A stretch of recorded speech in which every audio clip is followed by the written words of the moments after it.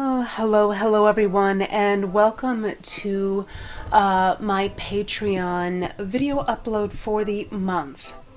So, to start, initially I was going to take one of the entries that I had from LiveJournal and upload it onto here like I have been doing for some of the other months. But I was having a really hard time finding the subject matter that I had left off at last month. So I really should have written down what year I was in when I was perusing.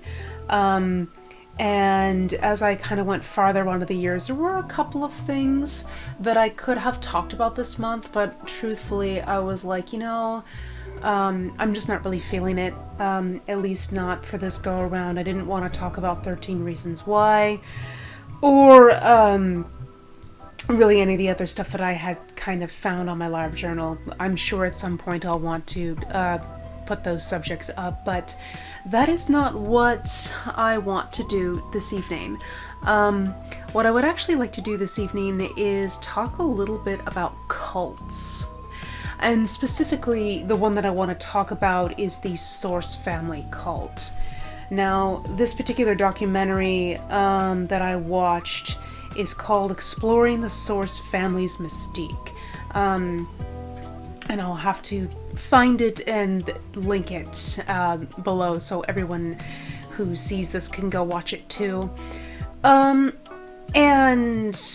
that was a documentary that I had been told about from the really other incredible documentary about folk horror, which is Woodlands Dark and Days Bewitched. In that little section in there where they were discussing cults. The Source family cult, I have to admit, was one I hadn't heard of before. So I was really interested, of course, to see what this cult was like and what had happened within the cult itself. And a lot of the normal stuff happened, although this particular cult did not have violence in it, like, say, Jonestown or the Manson family. But it does have an old white man at the forefront who is running the show and bringing in a bunch of extremely vulnerable young people under his wing and convincing them of, these grandiose ideas using yoga and herbs and, tinctures and all this kind of thing. And that's not to say that, yoga is not actually good for the body or that tinctures have not been used in many cultures around the world, but when you condense it into its form like this, then you get something a little bit wackier. And I actually was pleased to hear that a lot of the people that were within the Source cult, one ex-cult member who said that he was 30 years old at the time, and he didn't want to have sex with any of the teenagers that were there because they were underage. And I'm like, that's the first time I've ever heard someone who wasn't involved in a cult admit that, because usually that's not the case. It's a space for predatory men to do predatory things. But of course, the cult leader, who was, in his 50s, when he started doing this, was having relations with these extremely young girls. So, that's just stuff that unfortunately happens within most cults. It's just so icky. But the thing that I actually wanted to touch on was kind of the ending credits for the people that have participated in the documentary explaining the Source cult and what had gone on within it, because I do think kind of the where are they now snippet at the end is really interesting and extremely telling from a white perspective. And I'll get into it as I sort of go along. But to start off here, for 2 years, this guy served as the Source family's spiritual leader. and he ended up like dying after he had a hang glider accident. But by 1977 the family had disbanded. So one of the ex-cult members had actually said at the end of the documentary, he was like, we had to go back to reality, basically. He was just like, we could no longer be the wide-eyed hippies, and the world is cruel, and everyone has to look out for themselves. That is where I'm going to start. So first of all, the hippie movement was a white person's pipe dream. The ideas that were pushed to the forefront in so many of these cults was a false idea of community, not an actual community, because community looks out for each other. Community actually listens to the needs of the people and does not let one person lord over them and tell them what to do. It is a collective thing when you're actually doing community. It is everybody's voice gets to be heard. There's, ideas running all the time. And of course, you have to police each other. And that is actually how community is supposed to work. It is actually very indigenous community work. But that's not what goes on in these cults, right? What actually goes on in these cults is you have a figurehead, almost like a monarch, who sets himself up like a god, and then he uses this position of power to prey on everybody else. People from, bad families, or have a lot of trauma, or are extremely young or underage. And then they have these experiences in their youth, and then once something happens to completely crack the cult open, then they're like, well, community doesn't actually work. This whole idea of socialism, or, actually banding together as a people in order to achieve a common goal, that doesn't work. What the actual reality is that we need to go back to the system. We need to go back to the system that our parents have imposed on us, and the one that they say was working and couldn't understand why we wanted to break it in the first place. And then, they do that. They absolutely go back to the way that it was before, and they don't ask themselves why they feel so empty or why this didn't work. They just kind of went, well, I tried community and, well, it wasn't for me, or, well, there's this really weird experience that happened, and I guess it's not a thing. We were all just so naive to think that, something so outlandish as, a working, I keep on saying community, but it's still true, a working community or a farmstead or anything like that. It's out of the reach of impossibility. There's no way that it can actually work, because I had one bad experience with this, collective idea, and it's ridiculous. What they actually don't understand is that they got fucking duped.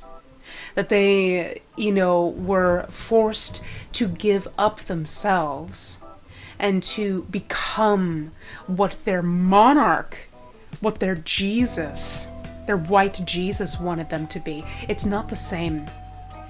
So they believe the lie that they are told when they are in the cult, but then when they start to kind of deprogram themselves, they don't ask themselves why it didn't work in the first place.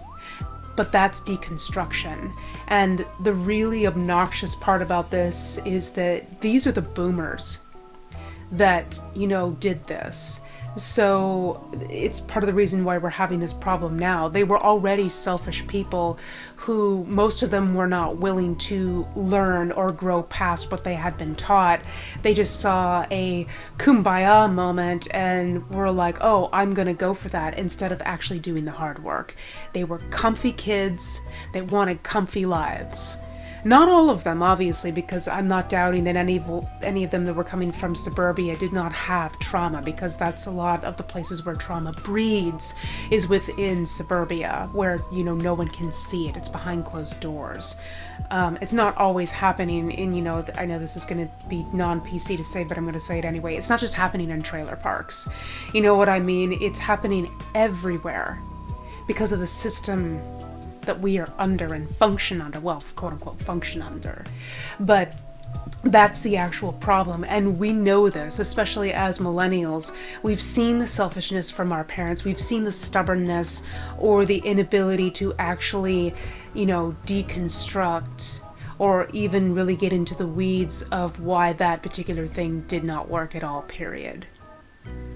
So, knowing all of that and saying all of that, I'm going to go into the rest of these people, and we're just gonna kind of pick it apart, and we're going to talk about them one by one. So, the first person we're going to talk about is Isis, okay? So, she was the one who was doing all of the documentation during the time that she was within the Source cult. So that's pictures and journals, diaries, the whole thing. Now, the other thing that I really need to stress about most of these people that, you know, were talking during the documentary and were within the Source family, they still have psychosis. Okay, they still have untreated psychosis from their time within the cult.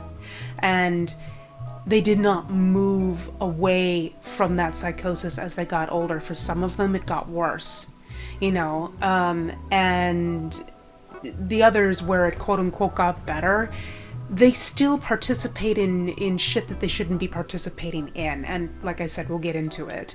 So, Isis said during kind of the ending cap here that she was like, oh, you know, our leader is still talking to me, and he's like, I haven't released you, our work isn't done yet here.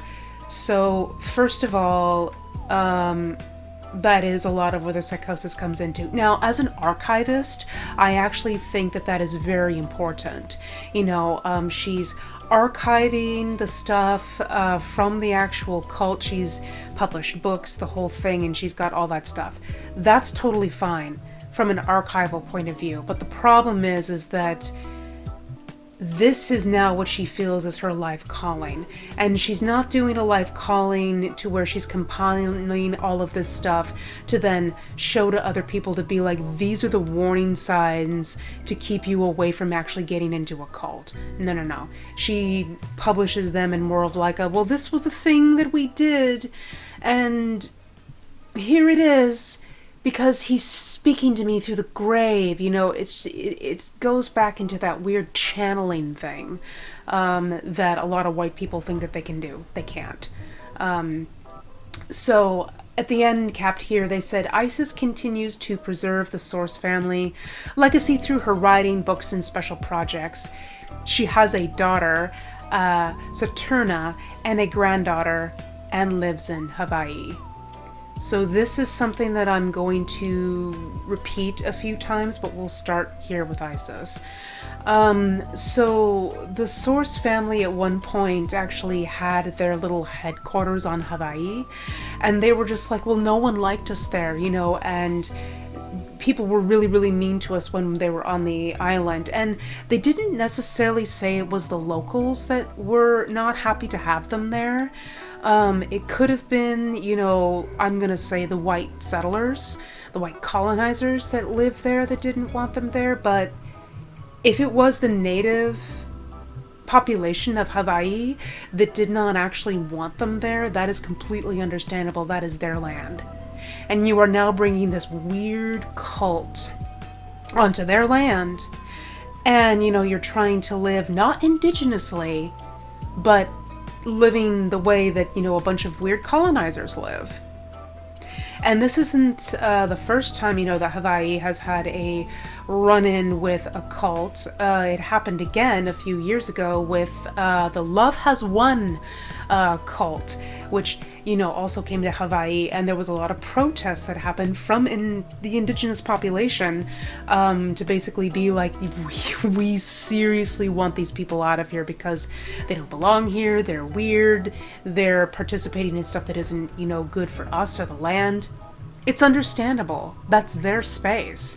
But I do believe that a lot of the reasons why some of these cult members just stayed in Hawaii was, one, it's one of the last connections they have to their weirdo monarchy Jesus leader. And they still, again, have that psychosis of, well, it's just so zen here. Hawaii is so zen. I'm connected to the land. I'm connected to the water. I feel the air. You know what I mean? But again, it is a white pipe dream. It is just that isn't your land. You cannot work with the land. It doesn't belong to you. Period. You could live indigenously with the people that are there, but you would have to actually do work. And that is a thing that, again, they don't want to do. They don't want to do the work. They just want to eat their damn coconuts, drink all the clean, fresh water, and not actually put any work into preserving or protecting the land that they are on, even though they feel a connection to it. So that's a problem. So the next person that we're going to talk about here is Sunflower. So after he left the family, he supervised restorations of several historical landmarks in Los Angeles and continues to play music and enjoys farming his land. I actually think that work is very good, considering that he was preserving historical landmarks, because depending on what it is, of course, like if you're preserving old buildings and they don't have any ties to the Confederacy, or slave owners, like plantations, preserving historical landmarks is important work. But at the same time, he lives in Hawaii. He's got 10 acres that he owns, and he's completely off the grid. And yes, he does have, a greenhouse made out of recycled material, so that's all well and good. But again, that land doesn't belong to him. It belongs to the indigenous people of Hawaii. It would make more sense if he bought the land and then gifted it back to them. That would have actually made more sense for him to do, but that's not it. And also, he's like, well, I also live near Source family members. So you're still colonizing this place. That's just, it's important. It isn't about the people. It's about them and their weird little thing that they went through, and that desperation of holding on to that white pipe dream that they fell for in the 70s. That's all it is. Now, the next woman that we're going to talk about, I feel really bad for her. Her name is Robin, and she lives in Arizona and aspires to build a research center to treat fibromyalgia, which she has, and she is working on her memoir. So Robin was one of the first women that got pregnant from their leader, and she was really young when this happened. I think she was like either 17 or 19, one of the two, but she was a kid, when this happened to her. And at first, he was like, oh yeah, it's one man, one woman. And then when he decided, because he's like a 50-something-year-old man, when he decided, actually, I think I want to have more women. And then he basically got himself like 13 wives, and they're all young, right? And then he cast her out, said, you know, that you have to share me. And she didn't like it. You know, she basically told him, you want to do polygamy and you're a dirty old man, and I think that that's just, you know, awful. But she didn't leave. You know, but where's she gonna go? You know, this man was her whole world. And I do think it is very concerning that, like, you know, as we see in the documentary, like, she still has pictures of him. She still keeps, like, things up in her house that remind her of him, and it's just like, girl, you need therapy like yesterday. There's no reason to continue to hold on to these memories because it wasn't safe for you. You know, and I know people say, like, don't diagnose people and don't tell them what to do, and it's just like, no, I get that, but at the same time, like, look, she was a child, or a young woman, who was taken advantage of by this old man, and then had his kid with him, and then he tossed her aside. Like she was nothing, and then continued to, you know, gather around him even more young ladies, you know, and then he was like, you know, you're not allowed to call me sweetheart, you know, like, basically, like, you're nothing to me.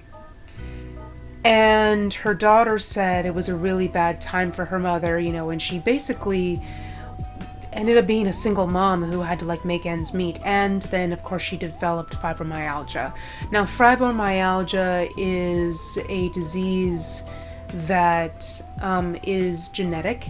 It is inherited, but also some of the studies about fibro that have come out recently have said that trauma can be something that actually trips your fibro. So I would say that Robin endured quite a bit of trauma being within, you know, the Source family, having just that really unsettled, unstilled feeling.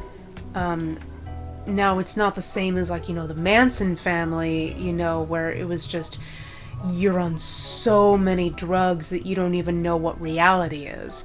But, you know, they did pot, you know, and they did hashish and stuff like that, and there could have been other things that they tried. You know, it was the 70s, so that stuff can all unlock fibro in your body. So I do feel bad for her, you know, because that's just, what happened to her wasn't okay. And it should have never happened. And if she had had the resources or actual community around her like we do now, she probably would not have fallen victim to this old man. So, I don't know if Robin is still alive to this day, but I hope she's doing better, and I actually hope that someone in her family convinces her to go to therapy so that she can actually start the process of letting go of that man, because sometimes men can really get into your bones and they consume you, and you think to yourself, I am nothing but them, I am nothing but the living memory of who we were together. And that's just not the case. You're your own person, and you can absolutely move on from your abusers. The next guy on our list here is Omni. This guy is a head trip. He, honestly, like, looking at his youthful picture as it's right here in front of me, this looks like the guy that would absolutely talk to you about government's conspiracies while at the same time saying that the government is really cool. You know what I mean? Like, just no thoughts, only potato, you know, like fully brainwashed into all of the stuff that he was fed in the Source cult, because the man now lives in Yelm, okay, in Washington. That's my home state, and he's a student of Ramtha, a 35,000-year-old entity channeled through the body of the mystic JZ Knight. A little background here. So, my parents told me about the, I'm going to call it the Ramtha cult, when I was very young. And I was like, what is Ramtha? And my parents were like, so there's this lady that lives out in Yelm, and she's a big property. Every time you drive to Yelm, she's, it's a big gated thing. She made so much money off of this bullshit thing.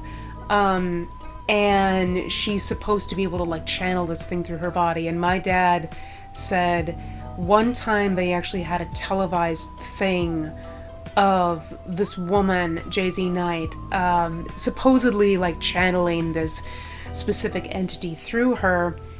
And he was like, it was such bullshit. You know, you could hear her voice change when she was like trying to hold this really deep thing, and then all of a sudden she would like kind of break into her normal voice. So my dad was like, it's just a crock of shit, you know. And I have to believe that what goes on within the Ramtha cult is a very insular, very paranoid kind of following, especially because Omni here is like, well, I live, by myself and I'm totally off grid. I don't live in a city. I have 2 years of food squirreled away, and no, I'm not telling you, and I have a well, and it's going to be very, very difficult. The coming times are going to be very, very difficult. And while we are living under climate change, does he really think that 2 years of food is going to save his ass? That's what I would like to know. You only have 2 years squirreled away? What is it? You think that some like great big, I don't know, bomb is going to drop, or you think that there's going to be some kind of zombie apocalypse that's going to happen, and you're going to survive because you have 2 years of food. I'm assuming that JZ Knight probably fed him some kind of bullshit about there being some kind of cataclysm, but then after 2 years everything is going to go back to being sunny and stuff, and only those that have prepared will be the people that actually survive in the new earth. That actually sounds like some cult bullshit that he would be fed. So this guy fully did not deconstruct. He did not deprogram his brain. He literally went from one insanity to the next. And on one hand, I would say that that's really sad, but on the other, I think that this guy has always just been entrenched in privilege and has always really held really gross ideas, probably about women, and the state of the world, and more than likely BIPOC people, very easy to get red pilled, this guy. So I know that's really, really harsh, but I don't really care, it's just, he chose that. He chose to be duped not once but twice. And now he's out here being like, well, like, God loves you. And, because that's what he says at the very, very end. He's just like, I just want everyone to know, like, God loves you. It's like, you're literally a survivalist off-gridder. You would be the first guy that if the zombie apocalypse broke out, the only people that you would save would be white people. And those people are the ones that are also within your weird little JZ Knight cult. The eugenics is strong with this one. So... anyway, let's move on. And the next person we're going to discuss here is Galaxy. Now, she said, this is one of those weird cases of one person like saying one thing, but it's very clear that they don't mean what they're saying.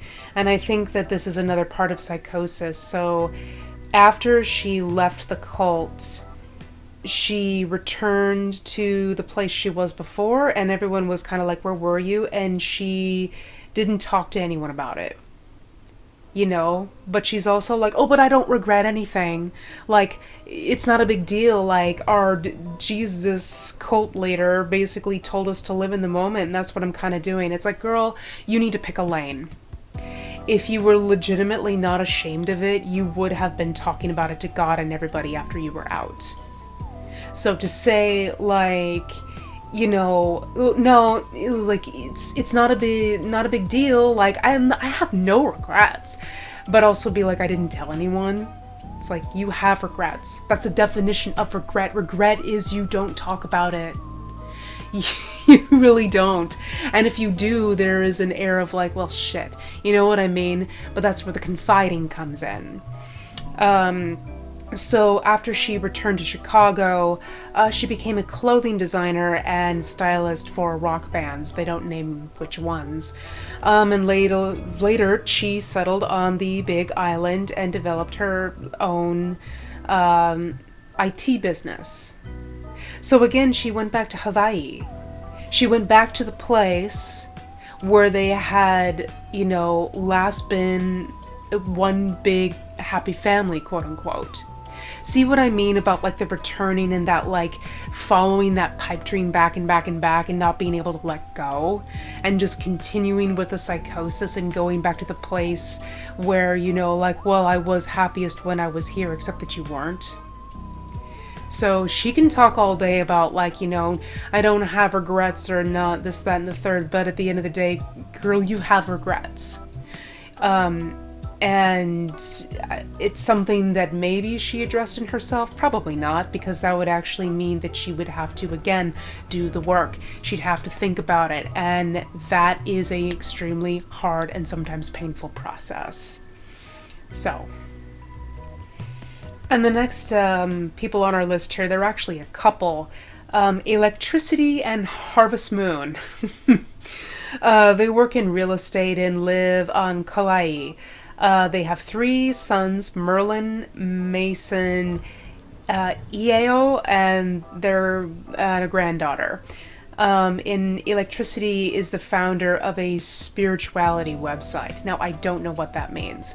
But again, you have these people that have retained their truly bizarre cult names. And I know that that's really mean of me because, like, everyone should just, do whatever they like if they're not harming anybody, But I do think that these cult names are the way that the Source family were firmly entrenched in that, like, well, we're just like Native Americans.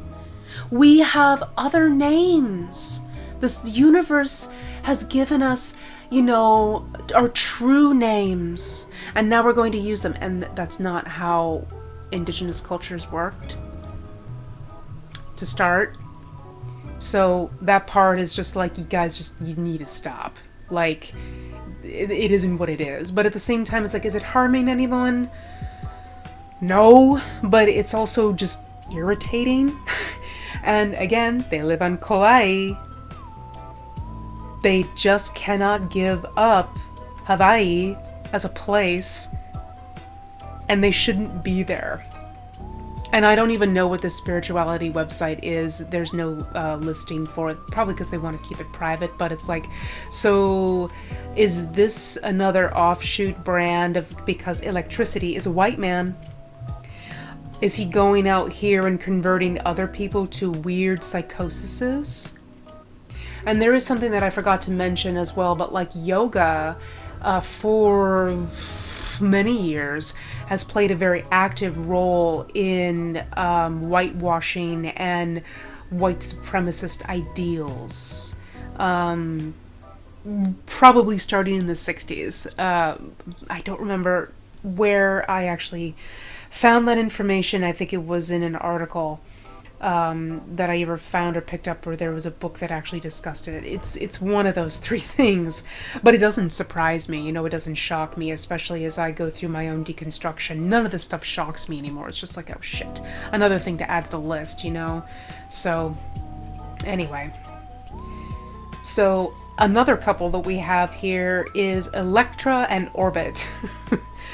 And if I remember correctly, I think Orbit was the quote-unquote like mother figure that the Jesus guru had essentially been like, oh, you're my mom, which is just so fucking weird.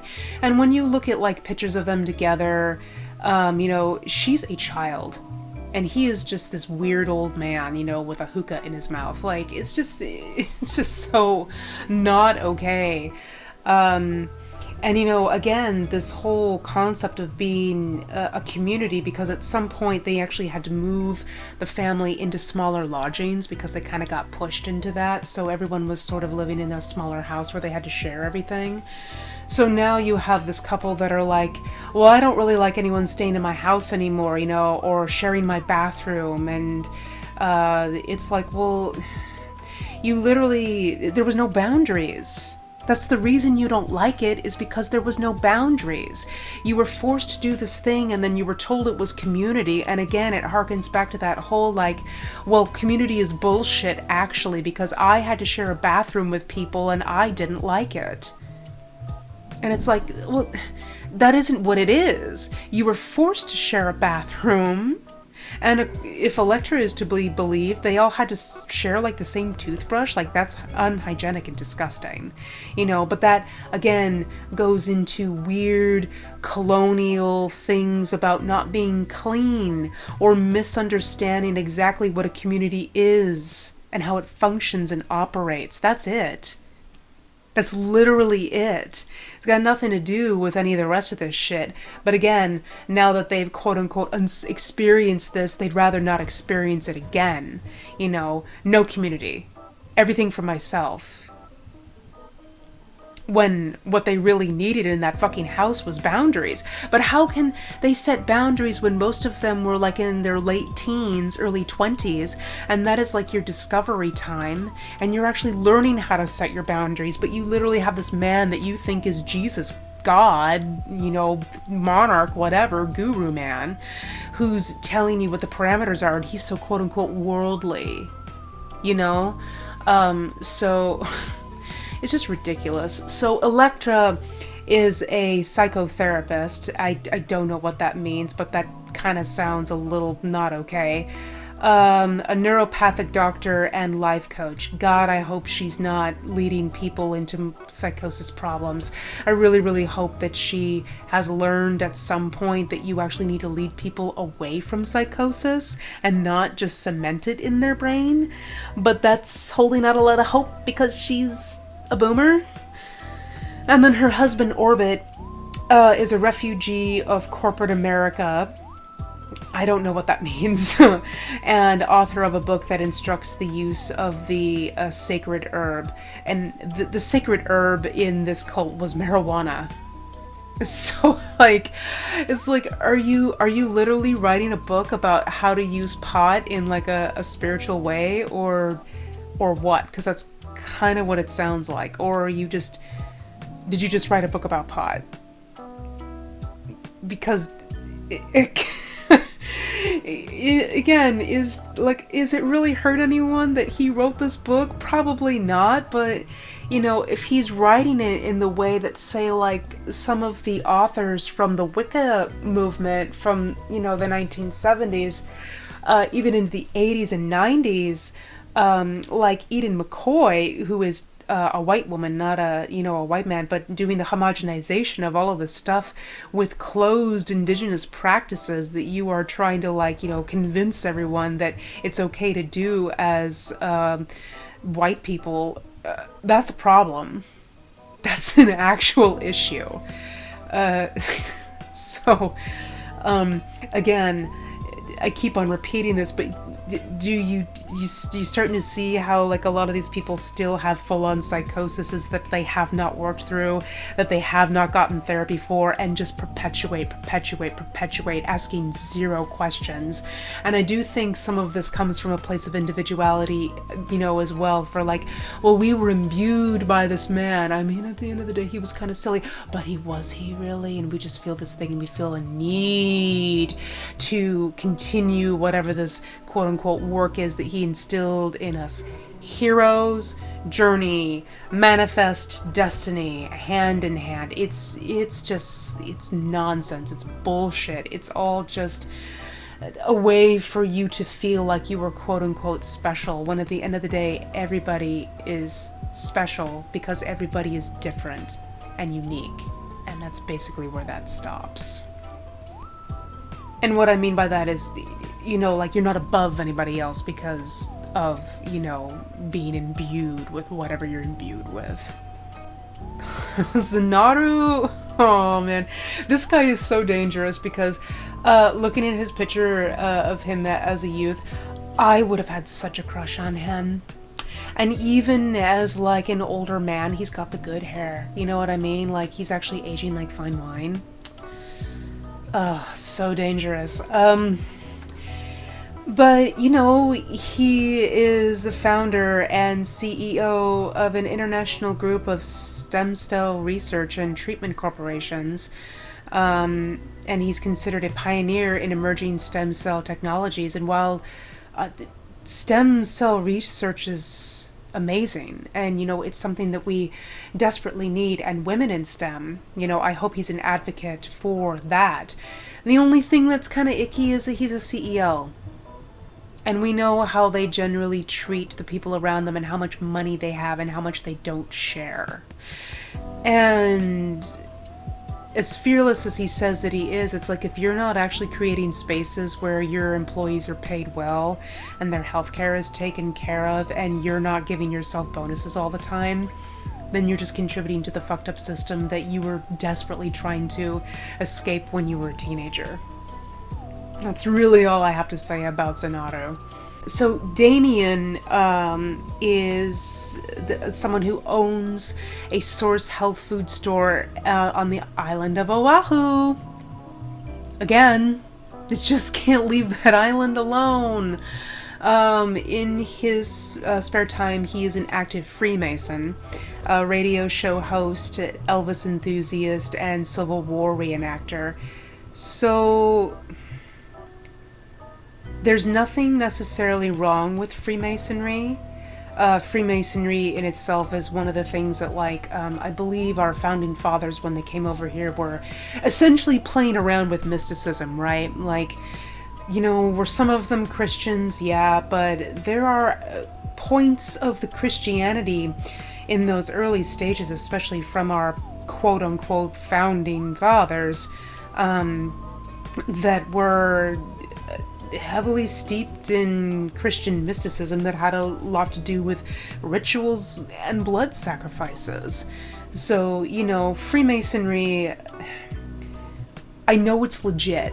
Like, I know that part of it's legit, so at least he kind of scooted away from, you know, the bullshit Source family thing, but that means that he went into something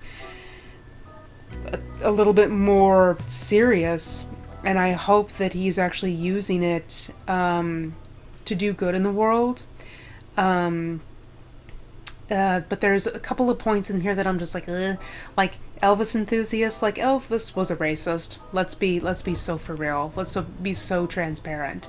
And maybe they just mean that, like, you know, he really likes his music, because that's definitely a thing. And boomers are not going to separate the art from the artist. That's just not something I believe that they are capable of doing.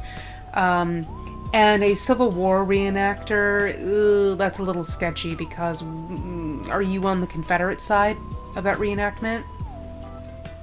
Like, because that's, if you put this on like a dating profile, like that would be a red flag to like most women that I know. And even if he was playing a Union soldier, like, what's this draw with specifically that time in American history? Again, the hero's journey, the you know, the individualism, the manifest destiny part of it. It's all still there in the way that they choose to lead their lives even to this day. And then Magus, after he left the family, he explored other spiritual groups like Lifespring, The Fourth Way, and Advaita. I don't know those, but that says to me that this man feels incredibly lost in his life.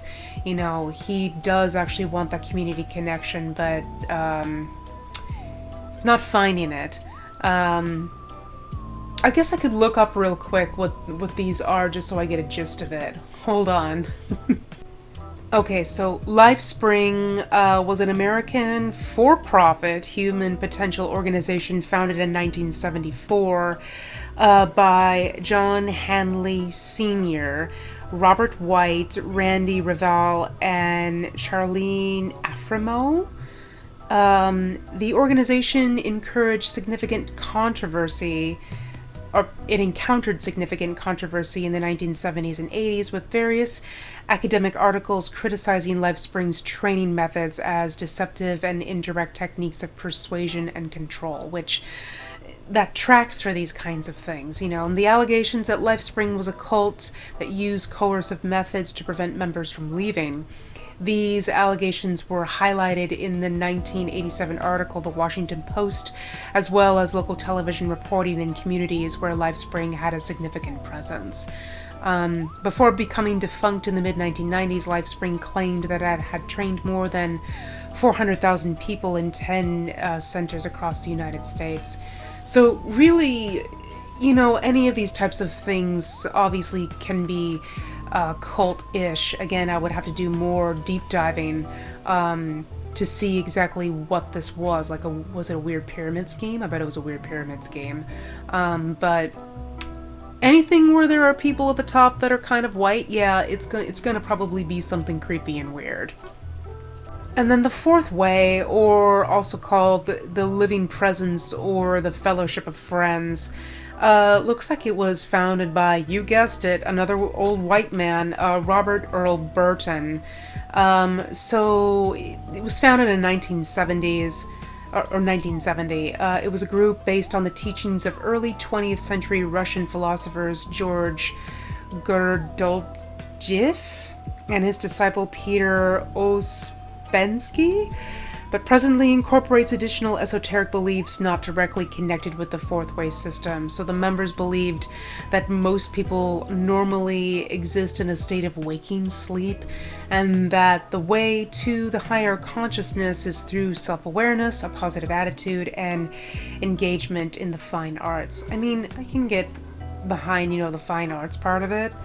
But also, if you could see a picture of this dude, just go look up Robert Earl Burton. The guy looks like, he's gonna put you on a plane and tell you they spared no expense to build Jurassic Park. That's literally what he looks like. And that whole positive attitude, I'm like, so toxic positivity, more than likely. Let's see, Burton considers one of his roles as a conduit for teaching ideals communicated to him by 44 beings he calls angels, who are the immortal spirits of men who have achieved awakening, including Abraham Lincoln, Johann Sebastian Bach, Jesus Christ, Leonardo da Vinci, Plato, and Walt Whitman? What a lineup, dude. What do any of these people have in common with each other? It's... That's literally like the guy, like him saying that the people that are popular on Top 40 are speaking to him, you know what I mean? So this mission, I guess, is twofold. It creates the seed of a new civilization after the catastrophic doom that Burton had predicted since the early days of the organization, though the dates have been changed as each prediction has not been fulfilled, and to create consciousness in the members of the organization. And I guess it's unrelated to the Society of Friends or the Quakers. So that's just another, that's another mind-bendy, dude at the top is telling you about this doomsday thing. So that's really not surprising for Magus here. And then the last thing here on it was, he participated in the Advaita Vedanta. So the real problem with him engaging in this is that it is a Hindu tradition. And Hindu traditions are not something that is generally understood nor practiced correctly by Westerners, because it's a different culture and you weren't born in that culture and you don't understand. And that's not to say that, if people were not explaining it to you that you wouldn't. It's just it isn't for you.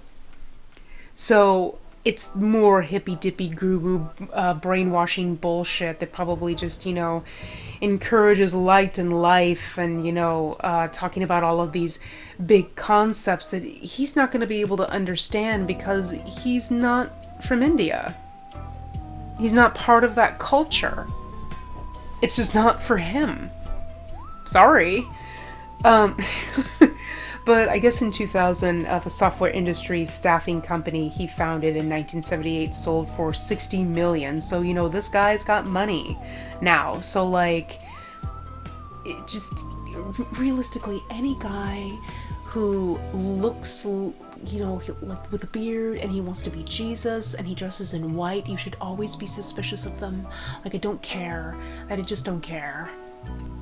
And then there's, Makushla, she said, that she can't really have a good relationship with anyone else, after she had it with their Jesus God monarch guru.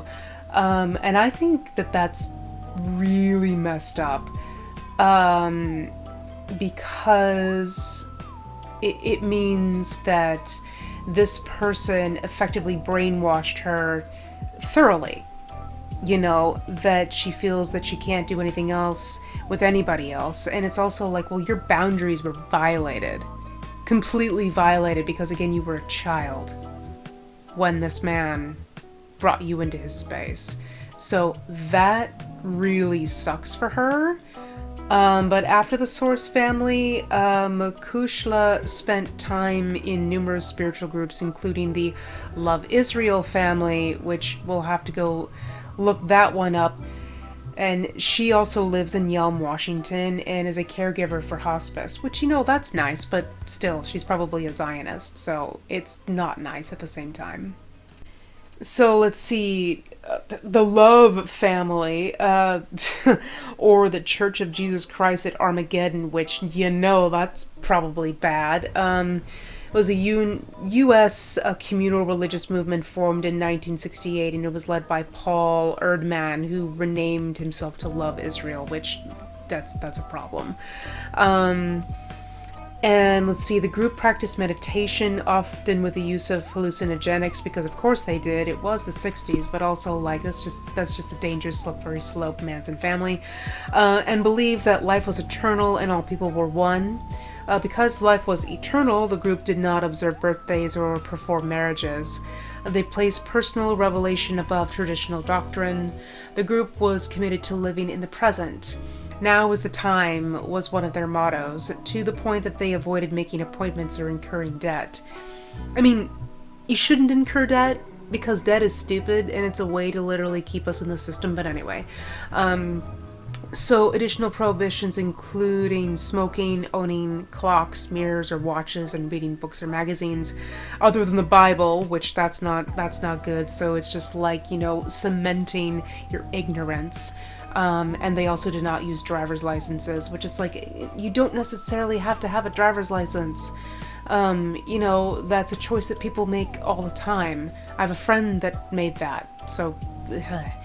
and the group ate a predominantly vegetarian diet that they sustained in part through gardening and gleaning. I mean, that part's fine. Love Israel is a play on one of the fundamental affirmations of the group. Love is real. Oh, Lord. Okay. Equally important to the remaining members are three other commonly used affirmations. We are one, love is the answer, and now is the time. These three fundamental belief statements were used to stave off deeper curiosity and invoke a deeper discussion into the role of humanity on this earth. So, that's also a problem, because again, fronted by a white man, and it almost sounds like a doomsday cult, but a doomsday cult, and just like, we're just gonna like live in the moment, we're gonna live in the moment now, which means gives people leeway to do like fucked up shit, and there's no repercussions because there's only today. Not a good place to be for her. Probably made her indoctrination and psychosis worse. And then we have Heaven, who said that it actually gave her stability, which I think is really strange. But apparently, she became a blackjack dealer, then went back to school and studied hotel management, and lives with her husband and is a concierge at the Las Vegas resort. probably one of the least cringy outcomes of this whole list, truth be told. So anyway, that was the Source cult. Wild. And I mean wild in the way...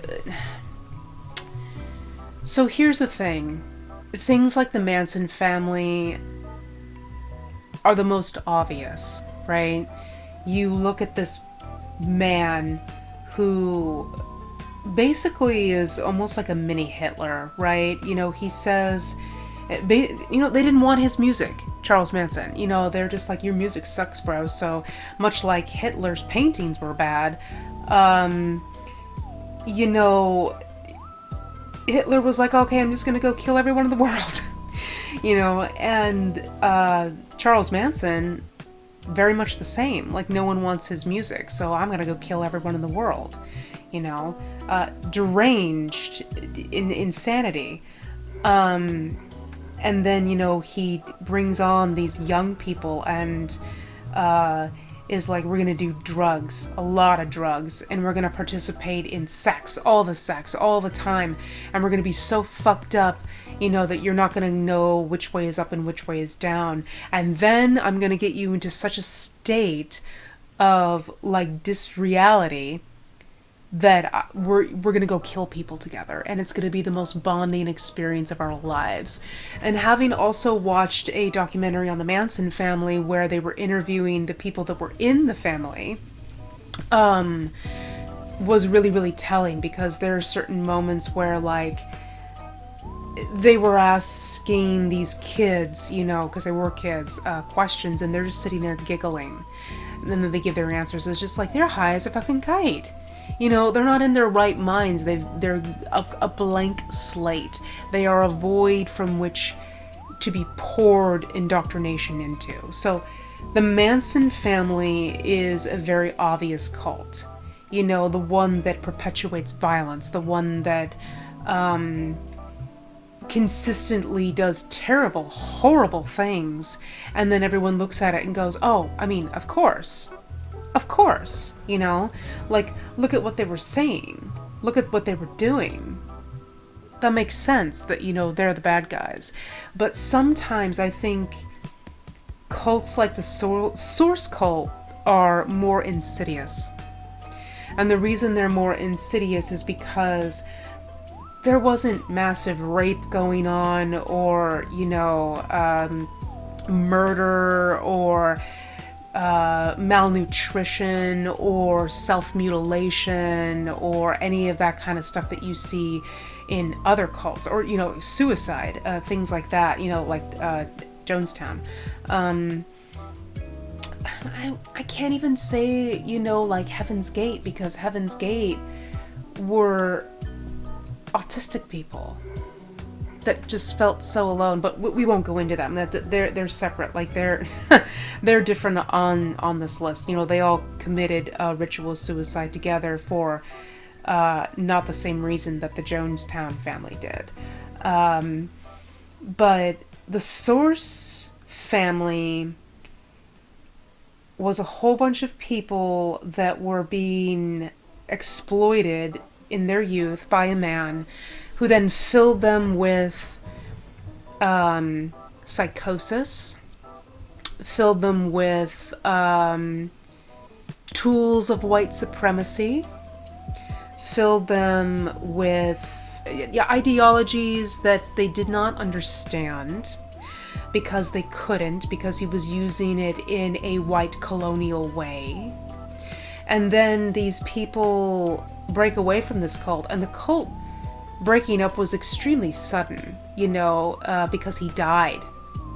And they probably would have continued on had he not died. But then they just sort of felt lost, and they were like these lost kids, and then they just sort of went back to their lives. But that programming that he dropped into their young minds stayed for the rest of their lives. And then they were free to walk out into the world and continue their colonizing ways, their colonial brain ideology, their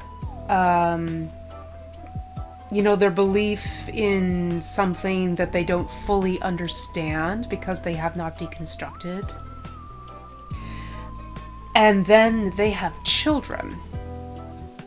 And then they teach these children all of this fluffy nonsense that was, poured into their brain when they were teenagers. And then those kids perpetuate these awful ideas. And this is microaggression. This is, I think, a lot where microaggression comes from, at least in terms of like the spirituality aspect of it, where they believe in the power of themselves, the great white selves that they are, because they were told that they were so special when they were younger. And they believed the ideology of an old man when they were younger. And then when he suddenly just kind of disappeared into the ether, they didn't know what to do with any of it. And because they didn't have actual community, they didn't know that what they should have been doing was getting help from professionals to actually deprogram their minds from the actual stress and strain that it was put under during the time that they were within this cult. And again, even though it isn't violence or anything like that, the perpetuation of ideology of, the great white hope, or, things that they cannot possibly grasp or comprehend, and then funnel it down through generations, is a lot of the reason we have the problems we have today. Because they did not actually do the hard work to break themselves of all of that programming. And that is really all I wanted to say about the Source family. So, guys, if you're listening to this and you feel that you have psychosis, whether that be from, getting raised in an actual cult of like, some branch of Christianity, those types of churches, or, you were raised in a real cult like Jonestown or something like that, please, please, please get help. Please start to just get all that stuff out of your brain, because it isn't healthy for you in the long run. It's actually extremely detrimental.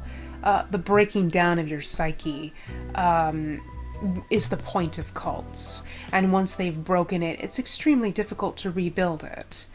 And I say this as someone who was raised in the evangelical church, and it took me years to crack that programming, and I'm still working on it through the lens of decolonization. And also, most people that have been in the church will also slide into some different form of mysticism or spirituality or witchcraft, as it were. And that usually leads people to Wicca. And Wicca is also a homogenized, whitewashed religion that professes to be connected to old religion. It isn't. What you really need to do is you need to delve into your ancestry, and you need to find out where your people came from and what their practices were.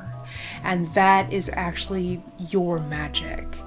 That is the place where you are actually going to find community, in those spaces. And that work is hard. As someone who is currently doing it, and comes up against a lot of brick walls, but still I persevere. It's hard, and it isn't for everyone, So if you have gone from the church into something like Wicca or paganism or even Norse paganism, you need to be extremely careful, because Wicca will not actually teach you how to break down the barriers of the nasty shit that you were taught in the church. It will just replace one god with nameless god and goddess and then entrench you into closed indigenous practices that you have no business doing. And I'm talking about smudging specifically. Smudging with white sage. And all of this other stuff like working with Hecate. You cannot work with Hecate. You cannot work with the Morrigan. You can't, because, well, that's another conversation, actually, but you can't. But Wicca will have you believing that you absolutely can. Do not fall for it. Actually get into spaces where you can begin to really think critically about what you are being taught. And finding those spaces, like everything else that I've just talked about, is extremely difficult. But if you want it, and you want it really, really badly, you will nut up or shut up and do the work. That's really all that it is. That's all that it comes down to. And there is no if, ands, or buts, or kumbayas about it. Thank you for listening.